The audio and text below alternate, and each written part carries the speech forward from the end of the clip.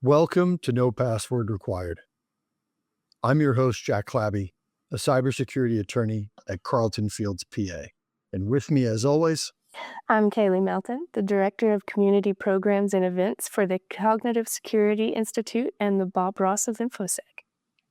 we just finished a great conversation with Philipp Leo. Philipp is a consultant to a number of authorities. He's part of Europol's network of experts in data protection and cybercrime, and he's got a long history in working with the Swiss military. So we just finished our conversation with Philipp. Kaylee, what stood out to you the most? I really appreciated Philipp's focus on resilience over detailed plans because, as we all know, the future doesn't tend to follow scripts. Yeah, he's got a great perspective too on Switzerland and what makes it different. He describes it as he describes Europe as a whole as a regulatory superpower. And he talks a little bit about the tension between that and some of the innovation that might be needed to combat sort of growing and new cyber threat. He does a really great job too of situating Switzerland in the middle of that. So you've heard a bit about what Kaylee and I took away from the discussion, and now let's hear what Philipp has to say.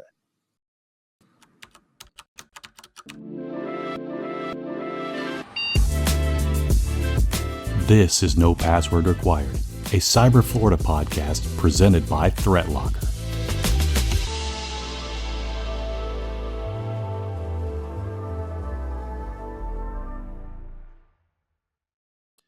All right, well, welcome back.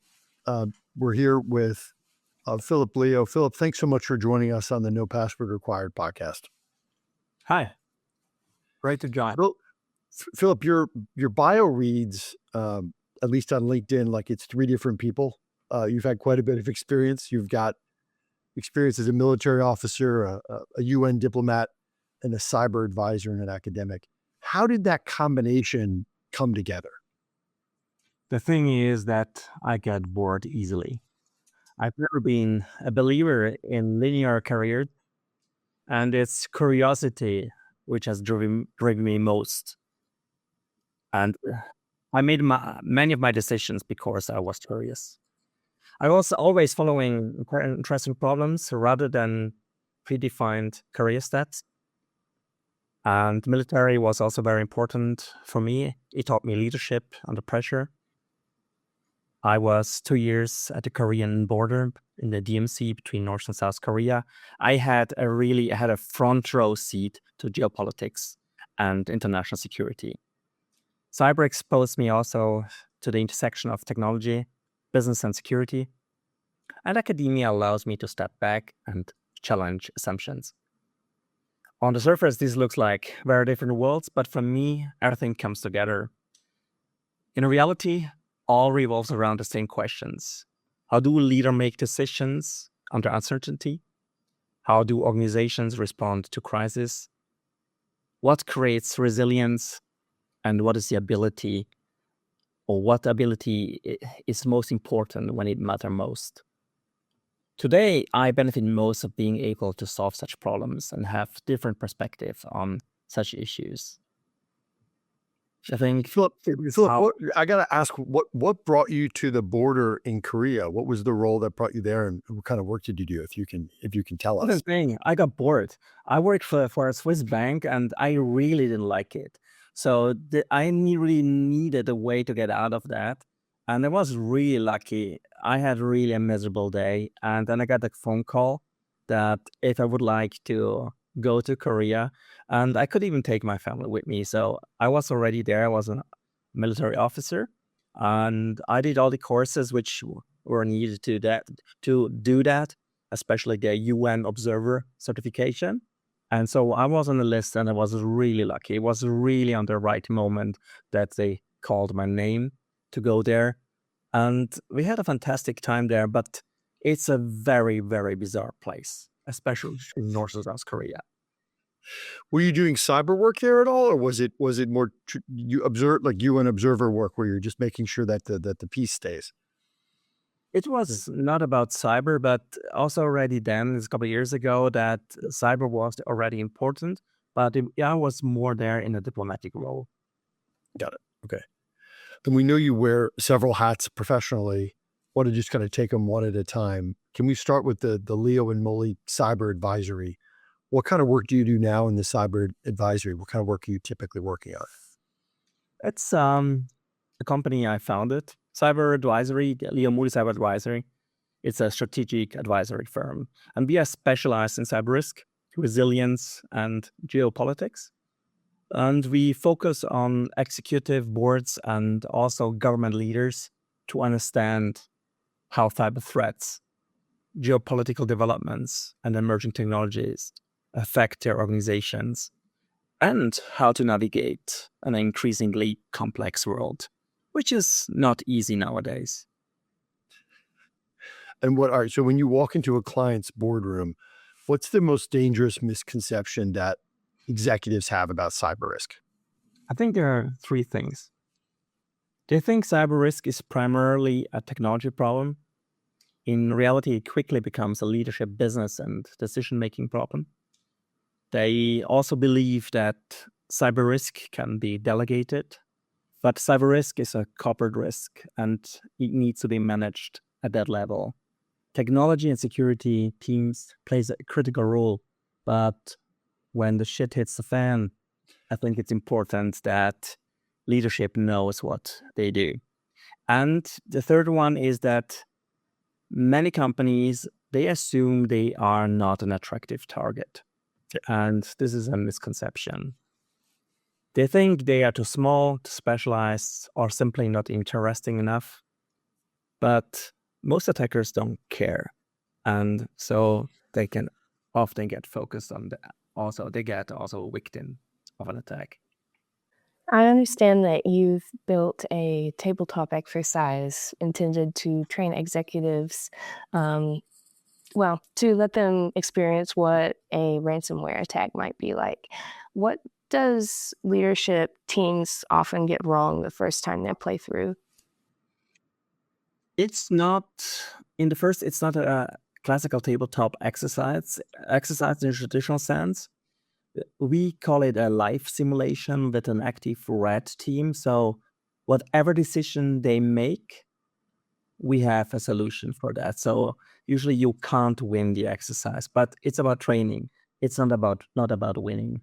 So every decision has consequences, and the environment adapts and reacts. And the biggest surprise is usually that such a cyber crisis is not a technical crisis. And what we also realized that, especially if you have a cyber crisis team, they significantly improved over the last couple of years. But we had to realize that at the moment, the cyber crisis teams are not the weakest link anymore. It's more the leadership. So the crisis teams, they usually train. They train for such a case, and then they usually report to this kind of execution or these leadership or management boards. And they usually don't train. And at that situation, usually they make decisions without understanding what they are deciding on. So this is what we have realized is, and we also offer that, and we train, we already have, when we do crisis simulations, we usually do one part with the cyber crisis team, and then we do the same thing with the leadership board. The results are fantastic. Having both sides working on the same topic or same crisis, you get way better results than only having a crisis team working on the issue and having a kind of a management team making decisions at the end, which they don't understand. Wait, so the better results came when both teams participated, when the trained cyber squad and the sort of operations and leadership team participated? Absolutely. Oh, wow. So it usually it's really hard to get them on. We don't have them at the same table because they're two different boards. So, but having that at the same time training, having them for a training, it's seldom. But we can also do it that we have the crisis team, we do the exercise, and then we have the leadership team, which working on the same topic. And we are kind of the intermediary team between that. And this is that's how we work with these teams. Because the information they usually have, it's not the same. And this is the most important thing. It's about competencies, information, or about making decision and working together, collaboration. I like the idea of a game you can't win as a way of stressing and testing things. That was I don't know if you're familiar with Star Trek, or it was the last test of the Starfleet Academy in the made up world of Star Trek is the Kobayashi Maru test, which is unwinnable. And the idea is to see how the idea is to Check that. it's the Kobayashi. It's designed to see, again, in this fictional world, how a potential Starfleet spaceship captain will perform in a losing scenario. So what you're designing sounds like that, the Kobayashi Maru test for executive teams. I will love hired. it. I really will. So, sticking with the boardroom, you've surveyed 23 CISOs and found 68% of them said they that a lack of leadership support was the biggest obstacle they face to cyber crisis training, even though those are the same leaders who are saying it's a high priority. What is driving that gap? I think it's what we realized that I think it's also a cultural thing. This survey was mostly about the European CISOs. And we realized that CISOs are the poster childs.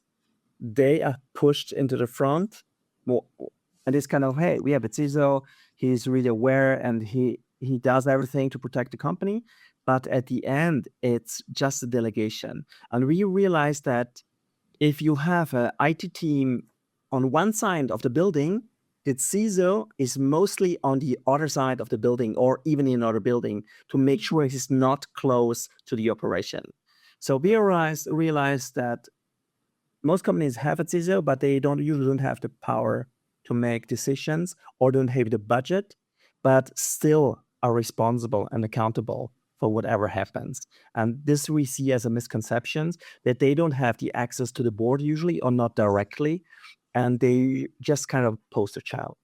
So, Philip, in terms of making a company a target, one of the things that I know you've argued before is that buying cyber insurance can actually make a company a more precisely targeted victim. Can you explain a little bit about that view? I think there's different sides. The one side is if you get an insurance company, it makes you feel safer. And at the end, having insurance doesn't make you safe. And it's changing over the last couple of years, especially here in Europe. Many companies realize that cyber insurances it doesn't help much. It's a bit different in the US. 3 weeks ago, I've been in the US and I realized that it's seen differently. But here in Central Europe, many companies have cyber insurances only to take the box because they have to have one. There's kind of regulations that they need one, but many companies, especially bank and insurances, they only have it to tick the box. So what I realized is when the crisis is over, we take care of the insurances or we go after the insurance. But it's a couple of years ago, there were kind of insurances was like a problem solver, and that never really happened. It got really, really issues. And especially and there were also cases like the Zurich Mondelez case, where Zurich realized they couldn't handle that anymore. The insurance was way too cheap for that, what the kind of the risk was. And so they used the act of war. So they claimed that the attack was way bigger than cybercriminals could have done it. So it's kind of seen as an act of war. And why act of war is not covered in the small print? So that's what they used. But there's another other view is that if some attackers or some cybercriminals get into your network and they find the insurance policy, and that happened, they will read it exactly. And they will tell you, hey, don't worry. It's exactly the price which is covered by the insurance. So pay the ransom and you have no issues. Don't waste your and our time. We know that it's 50 millions or 20 millions, which is covered. Just go for it. We know it's covered. And this is a game changer during negotiations. Is that then they were really in your network and they studied your documents, and that really happened. Wow. In the U.S.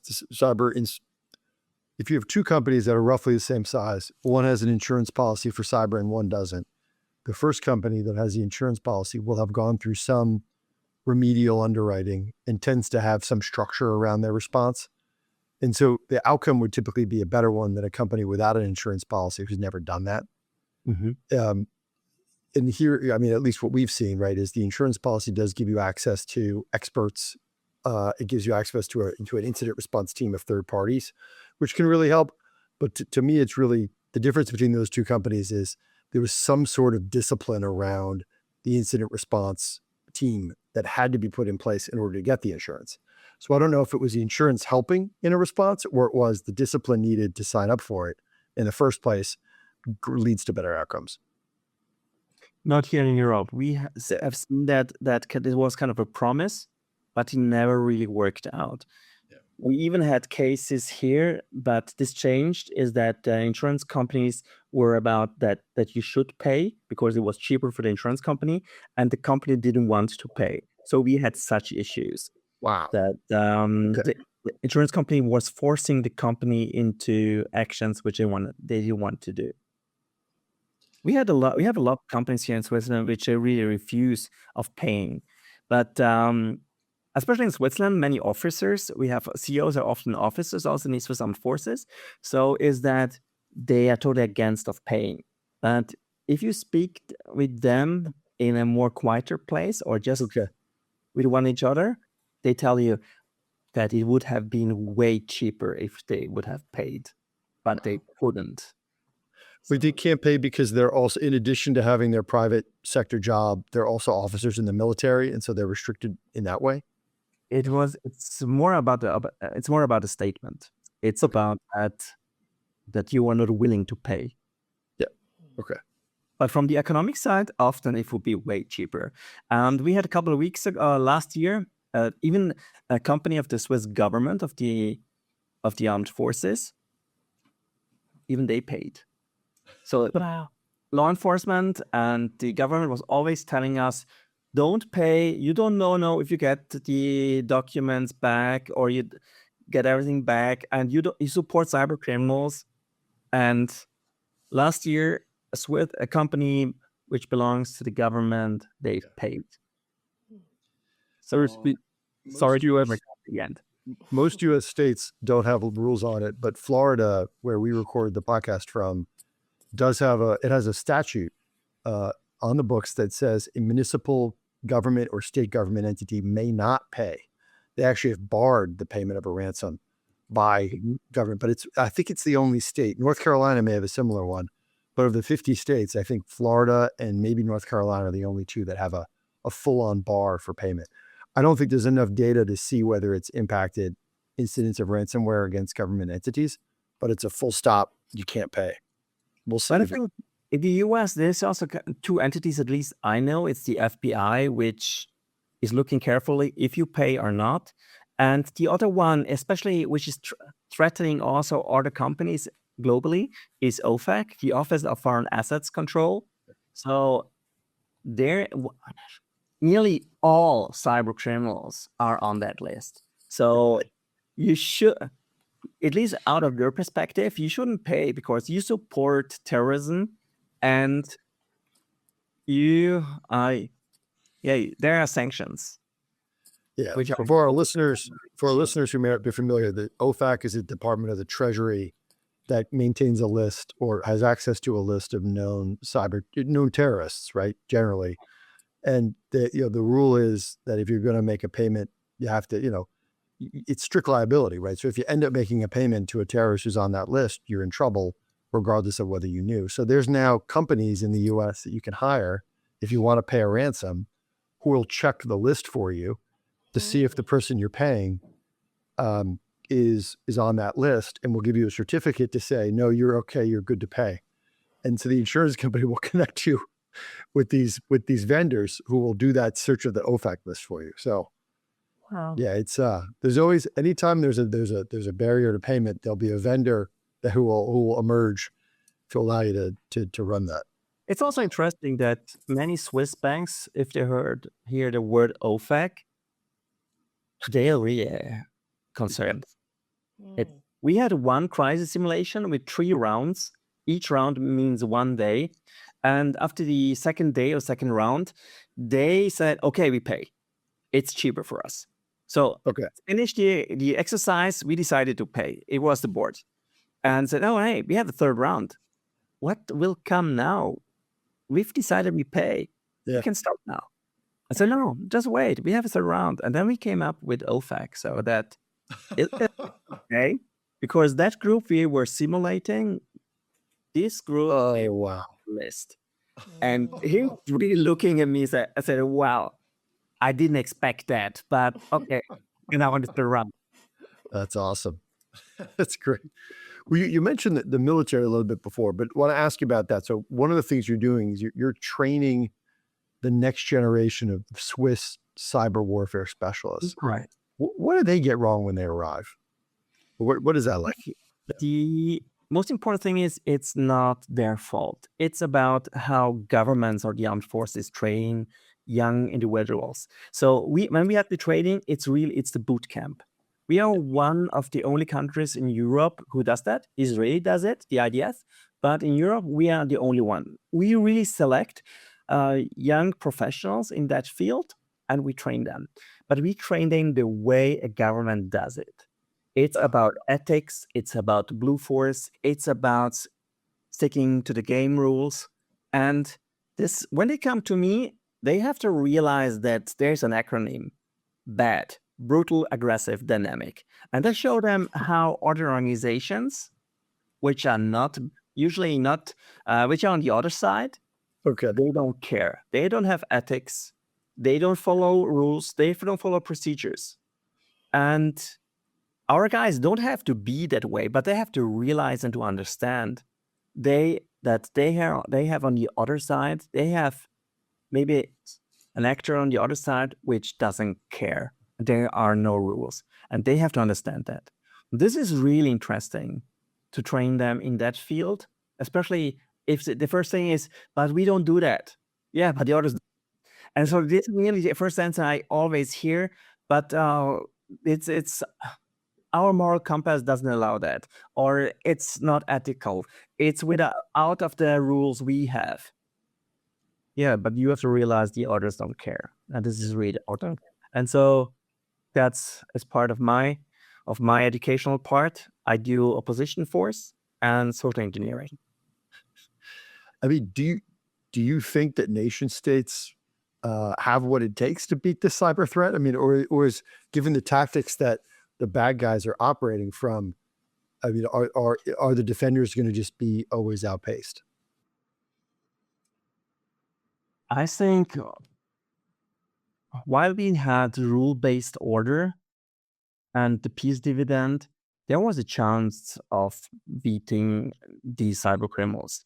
But as everything changed, it's about power. Everything's about power at the moment, and civilizations are clashing. I think it's getting way, way harder because there is not much collaboration. And so even if we know who's on the other side, it's not a false flag operation. It's really hard to go after them because you don't have the means. And you don't even have to go Europe and Russia or Asia. It's even closer. It's when I speak to the police, they tell me is that even if you ask for assistance officially, the east side of Vienna, you don't have to do it anymore. And that's still Europe. It's European community. East side of Vienna is still European community.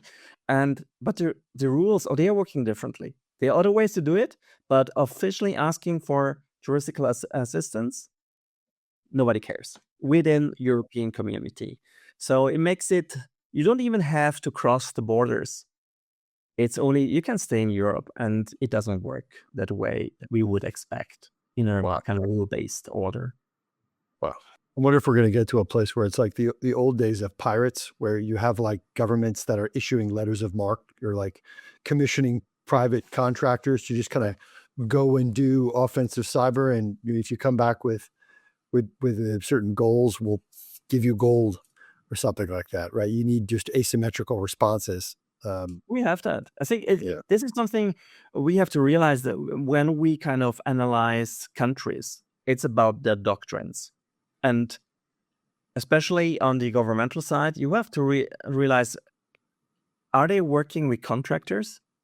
And if they have contractors, it's really about the pirates. It's about, sometimes they are just ignored, or sometimes they are protected, but it's really how the pirate system in the Caribbean, the brilliantly worked. We are back to that state. So from inside Europol's expert network, what are you seeing at the European level that most businesses aren't paying attention to yet? I think it's the same thing with businesses. They underestimate the strategic competition, that it's not only about technology, it's also about politics. And we are, especially in Europe, we are also kind of limiting ourselves. Europe has become a regulatory superpower. We are exceptionally good at creating rules, standards, and frameworks. But the challenge is not about only regulations. It's also about technological leadership. Rules doesn't create innovation. It does not create strategic autonomy. While Europe is debating regulation, other regions are investing heavily in artificial intelligence, quantum technologies, cyber capabilities, semiconductors, and digital infrastructures. We don't. We invest in regulations. My concern is that we risk confusing regulation with competitiveness. And we have to be really, really careful.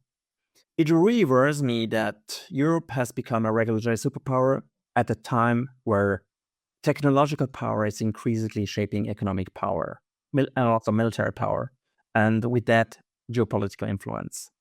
That I'm a bit afraid we could fall back. We could fall behind. In a connected thought, since Switzerland sits at the center of global finance and international institutions, yet remains neutral, how does that affect its cyber threat profile specifically? I think it's not only about cyber, it's also in the diplomatic field or in politics, is that everyone likes Switzerland, but nobody respects us.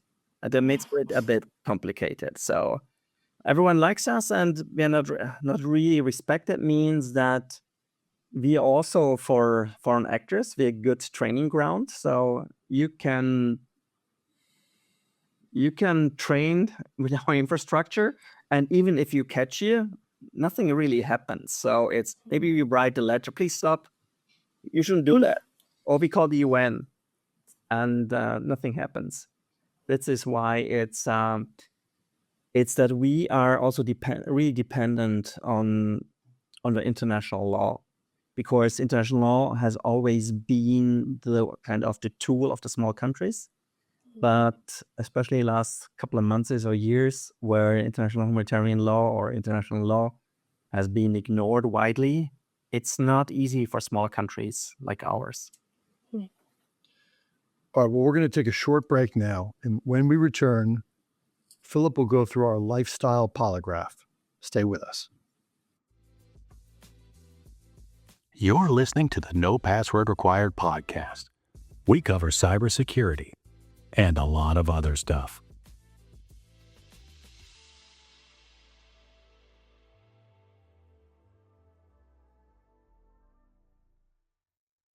Welcome back. As many of you know, the lifestyle polygraph is a test used by the federal government to determine if a person is worthy of learning some of our nation's most important secrets. Here, we use this technique for slightly lower stakes. to determine whether our guest can join our fantasy cybersecurity squad. Philip, are you ready for the lifestyle polygraph? Absolutely. Awesome. Let's go. Number 1, what do you read that has nothing to do with cybersecurity? Oh, there's one book which I really, really love, and I have read it at least 3 times. It's the book Endurance. It's Sir Ernest Shackleton and the Imperial Trans-Antarctic Expedition. It's about when his ship got trapped in the Antarctic. And Shackleton and his crew had to survive nearly 2 years in a crazy environment, only of ice and water. And this is such a powerful book. And it's not even written by him. It's only written on his memoirs and notes he has taken. It's it's of Alfred Lansing, and it's really a book I really love. It's something I usually, even having it read it 2 or 3 times, it's when I start, I have to be careful. I can't start without getting to the whole book. Wow. So much about leadership and resilience, adaptability, and maintaining moral during crisis. It is a fantastic book about leadership, which impresses me really, really much. There's an interesting saying which I found out after I read the book, is that if you want to be first, go with Amundsen. If you want to be famous, go with Scott. But if you ever want to come back alive, go with Shackleton. I've heard those trips described as essentially the equivalent of going to Mars today, right? It was so crazy to get on a boat and go to the north like that. And you wouldn't, and the people would leave, and maybe they'd come back in a year, maybe they'd come back in 2 years, maybe they wouldn't come back. It was an equivalent of going to the moon or something. It's nuts. Absolutely. That's why this book is so fantastic. It's one person was taking care of the whole crew, and 2 years in a harsh environment, which is like on Mars. It's incredible. And the risk he took to save his people, and even when he was in safety, is he made everything to get his people out of Elephant Island. It's really interesting. And the thing what happened also was for First World War, so it was really hard to get the money to get his people out there. So is this incredible person who took accountability really, really serious. Awesome. Number 2, you are celebrating a win with friends. You're buying the first round. What is your go-to, and what are you celebrating? So what most people would say, they would go for a single malt. But it's not true. You told me it should be authentic. So it's a Campari Red Bull. It's probably not so sophisticated, but it always works, especially in summertime. Yeah. It's nothing a bartender would recommend. Many bars here in Europe don't even serve Red Bull because they think they shouldn't. But it has been my go-to for years. I also worked for Red Bull quite a while ago, and I sticked with that. Campari Red Bull. This is my famous or my most celebrated drink. And so for a promotion or an award, I think what we would celebrate is that if we had tackled as a team a difficult problem and came out stronger on the other side, this is something I would celebrate with the team. It's about under pressure. Yeah, diamonds exist because of pressure, and a good team gets bonded together through working together under pressure, and this is something I would really celebrate. I don't know if I heard you right. Is it vodka Red Bull? What's the mix with the Red Bull? Campari. Campari Red Bull. Oh yeah, then the red Italian bitter. Yes. Okay. Yep. I have it in my summer my summer drink cabinet. Right. I've got it. So okay, I can try this. Okay. You have to. Campari Red Bull, a fantastic summer drink, and it's really refreshing. And the special thing is, it doesn't taste after Red Bull after that, and just tastes like Campari. So it gets really something new, which is incredible good. If you like bitters. Oh yeah, no, yeah. I've been doing a lot of Negronis, right? So that's this We are on the same track. similar flavor profile. Right. More modern version of the Negroni. I like it. Oh, wonderful. All right, question number 3. You've spent a career helping other people prepare for worst case scenarios. How do you personally prepare for uncertainty? I had to learn that uncertainty is normal. It's not my goal to predict every possible future. It would be way too complicated, and it doesn't work. My goal is to build the ability to adapt when it's really needed. So to adapt, keeping up the ability when you get surprised. I focus less on detailed plans, more on resilience.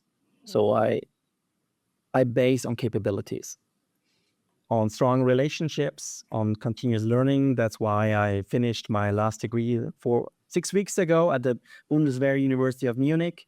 So that's one more degree to collect.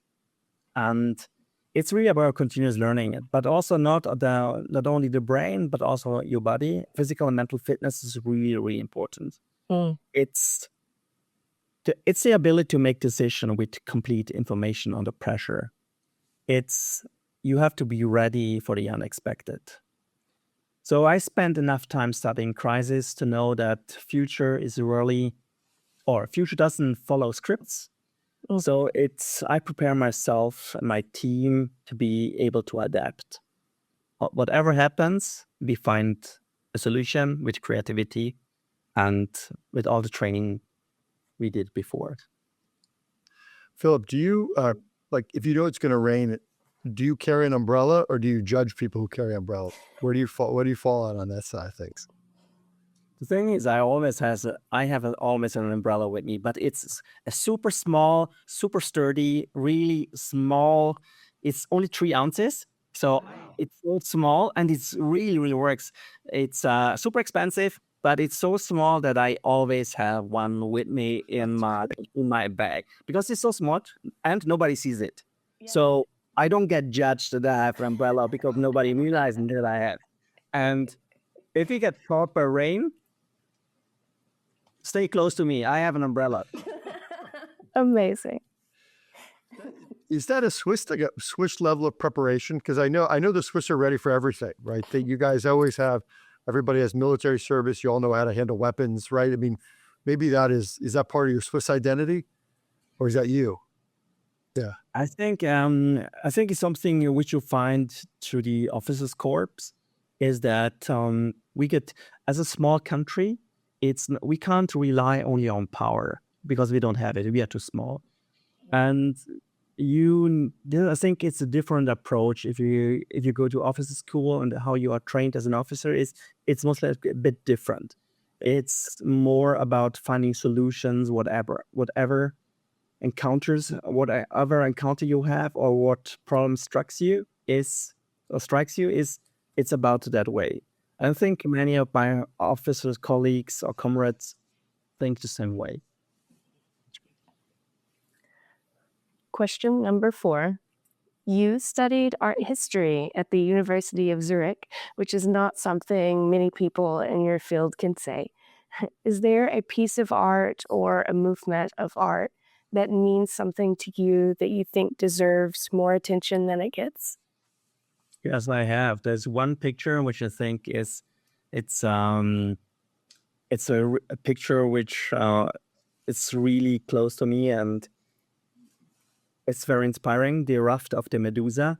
It's a masterpiece of the romantic period, and you see people struggling because there's a ship in a storm, and it's, for me, I see more than, also because I'm trained to read pictures and describe them. It's more, it comes everything together. It's about leadership, failure, survival, and human behavior under extreme stress. And that's why I really like this picture. It shows what happens when a system fails, when leadership breaks down, and people are forced to confront uncertainty. So someone who studies crisis and resilience, I find this old picture remarkably contemporary. Mm. I love that. Okay, last question. Sure. You've lived across 3 different continents. What's the best place to live, and where is the best place to disappear for a weekend? I spend a lot of time thinking about complexity, crisis, and uncertainty. Every now and then, disappearing into a cabin in the Alps, it's a good reminder that not everything in life needs to be connected. Yeah, I love that. So what do you... I've heard that people in Zurich in the summer can go swimming in like the lakes, like even on their lunch break. Is that true or? Wow. Wow. And this, as kind of a sport many people do, is that we have rivers. One river is going out of the Lake of Zurich through the city, and many people which live outside of Zurich as they are commuting, they come by train to the city and go home swimming in the river. What? Yeah, that's just awesome. Because many of the bigger cities are really, really close to the limit, which is the river, and people just go, and they get by the flow from the river and go home to the next bigger city, and from there maybe they take the bus to go home, or maybe they had the car there. But in the morning they come by train, or by bus, and they go home with the river. Well, that's great. What a wonderful tradition. It's amazing. So, Jack, what do you think? Does Philip have what it takes to join our fantasy cybersecurity squad? Yes, Philip, you have passed our made-up test, but you've passed it. That's great. Well, Fantastic. You could be our geopolitical advisor to our fantasy cybersecurity squad here at No Password Required. Philip, thank you for joining us. If our listeners want to learn more about what you do or want to get in touch with you, what's the best way for them to connect? I think the best way to connect is LinkedIn. So this is a platform which is updated regularly. And there you find everything about me, because this is the kind of most updated social platform I use. Philipp Leo on LinkedIn. You will find me. Great. That brings us to the end of the show. Thank you all for listening. For the entire No Password Required team, I'm Jack Clabby, and we'll talk again soon. Thanks for listening to the No Password Required podcast, presented by ThreatLocker. No Password Required is produced by Cyber Florida, and a special shout out goes to our friends at Carlton Fields and Reality Shift. For more content, follow us on social media at NoPasswordPod, and visit our website at cyberflorida.org/pod.